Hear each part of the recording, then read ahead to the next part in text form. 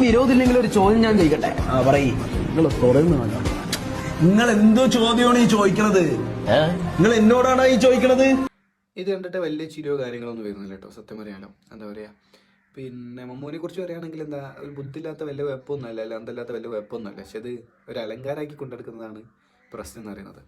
പിന്നെ respect all religion എന്നല്ലേ സംഭവം. നമുക്ക് വിശ്വാസം ഇല്ലെങ്കിൽ അല്ലെ അവർക്ക് വിശ്വാസം ഇല്ലെങ്കിൽ മറ്റുള്ള മതത്തെ കളിയാക്കാണ്ടിരിക്കുക. അത് കളിയാക്കുന്നത് വലിയ സംഭവമൊന്നുമല്ല. ഓക്കെ, അതിൽ വിശ്വസിക്കുന്ന കുറേ ടീംസ് ഉണ്ട്.